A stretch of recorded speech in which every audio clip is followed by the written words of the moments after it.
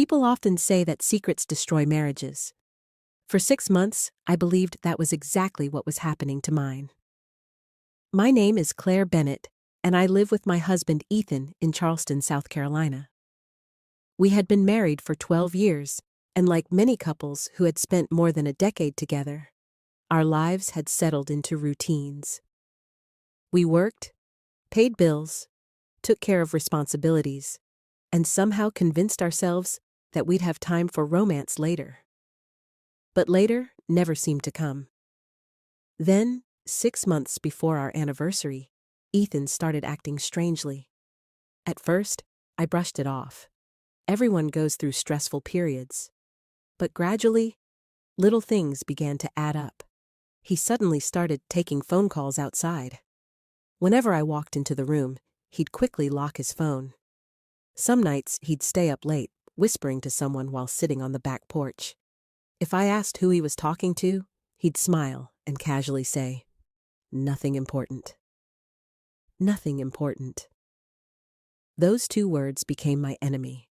I tried to ignore my growing fears, but my imagination refused to cooperate. Was he hiding financial problems? Had he gotten himself into trouble? Or worse, was there someone else? The thought made me physically sick. I hated myself for even considering it, but after 12 years together, I knew his habits. And this version of Ethan felt unfamiliar. One evening, I found myself checking our bank account while he showered. I expected to find expensive purchases, hidden transactions, or something that would explain his strange behavior. But there was nothing. Everything looked normal, which somehow made me even more nervous. One night, unable to keep the anxiety inside any longer, I finally confronted him. "Ethan, please tell me what's going on," I said quietly. "You've been different for months." He looked at me with those gentle blue eyes that had first made me fall in love with him all those years ago. Then he reached across the table and held my hand.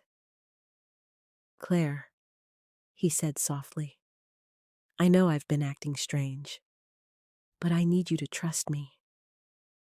Trust me. Those words should have comforted me. Instead, they terrified me. Because people with secrets always ask for trust. The weeks dragged by. I became a detective in my own marriage. Every mysterious phone call made my heart race. Every text notification made me wonder. Yet despite everything, Ethan never stopped being loving. He still made my coffee every morning. He still kissed me goodbye before work. He still wrapped his arms around me while we watched television at night. Nothing about his love had changed, only his secrecy. Then, on a Friday afternoon in early June, Ethan walked through the front door wearing the biggest smile I'd seen in months. "Pack a suitcase," he announced. I blinked. "What?" "We leave in 2 hours." "Leave where?" "Somewhere warm." I stared at him. "Ethan, are you serious?" He laughed. "Very serious." "What about work?" "Handled. Our dog, Murphy." "My sister is watching him." "Where are we going?" He simply grinned. "Trust me." I wanted to scream, but beneath the confusion and irritation was something else. Excitement. Real excitement. The kind I hadn't felt in years. So I packed a few dresses, sandals, swimsuits, sunscreen, and approximately 100 unanswered questions. During the drive, Ethan refused to reveal anything. I guessed Florida, Mexico, the Caribbean. He only smiled. Then, just when I thought things couldn't get any stranger, he reached into the glove compartment and handed me a blindfold. "A blindfold?" I asked in disbelief. "Please?" I burst out laughing. 12 years of marriage and now you're kidnapping me? Just humor me." Shaking my head, I tied the blindfold over my eyes. Eventually, the car stopped. He opened my door and took my hand. The air felt different, warm, humid. And then I heard it. Waves. I could hear waves crashing nearby. My bare feet touched something soft. Sand. Tears immediately filled my eyes before I'd even seen anything. Slowly, Ethan removed the blindfold, and I gasped. Standing before us was the most breathtaking beach villa I had ever seen. We were in the Maldives. The ocean stretched endlessly before us, glowing beneath the orange and pink colors of the setting sun. Palm trees swayed gently in the breeze. Candles lined a wooden pathway leading to a beautiful private villa, built above crystal-clear water. For several seconds, I couldn't speak. "Ethan," I whispered. He smiled nervously. "Happy 12th anniversary, sweetheart." I started crying, not polite tears, not elegant tears, real tears, the kind that come from being completely overwhelmed. He wrapped his arms around me while I sobbed against his chest. For 6 months, I had feared losing him, and all along, he had been planning something extraordinary. Later that evening, he finally confessed everything. The secret phone calls had been with travel agents. The late-night conversations had been with hotels, airlines, and local guides. He had spent half a year planning every detail. He wanted to give us something we hadn't had in a long time. Time together. No distractions, no responsibilities. Just us. When we entered the villa, I discovered he had thought of everything. My favorite chocolates, fresh flowers, the exact wine I loved, even a playlist filled with songs from our dating years. I stood there speechless. After 12 years, he still remembered the smallest details about me.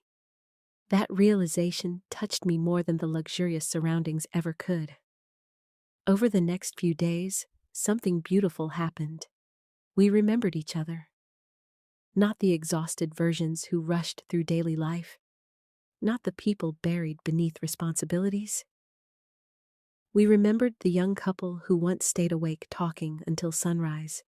We swam in turquoise water, walked barefoot along empty beaches, watched sunsets while holding hands, and for the first time in years, we truly talked. About dreams, about fears, about growing older, about everything life had thrown at us. One morning, we woke before dawn and watched the sunrise together. Without saying a word, Ethan reached for my hand, and suddenly, I remembered our wedding day, the nervous groom waiting for me at the altar, the promises we made, the hope we carried, the future we imagined. Time had changed us, but somehow, love remained. On our final evening, Ethan surprised me once again. He had arranged for a projector to be set up outside. Under a sky full of stars, we watched our wedding video. There we were, 12 years younger, laughing, dancing, promising forever. As the sound of the ocean surrounded us, I rested my head on Ethan's shoulder and quietly cried again. Not because I was sad, but because I felt grateful. Grateful for every difficult season we'd survived. Grateful for every ordinary day we'd shared. Grateful that after all these years, this man still chose me. And perhaps most importantly, grateful that I had been wrong. Sometimes love doesn't disappear. Sometimes it simply gets buried beneath life. And sometimes all it needs is a little time, effort, and the willingness to choose each other again. When we returned home, nothing had really changed. The bills were still waiting. Work still existed. Laundry still piled up. But we had changed. We laughed more, held hands more, put our phones away during dinner. And every now and then, when Ethan's phone rings and he steps outside to answer it, I simply smile. Because now I know that not every secret is dangerous. Some secrets are wrapped in love. Some secrets become memories, and some secrets remind you why you fell in love in the first place. After 12 years together, my husband still managed to surprise me. And honestly, that beautiful 6-month mystery became one of the greatest gifts he had ever given me. It's a memory I'll treasure for the rest of my life.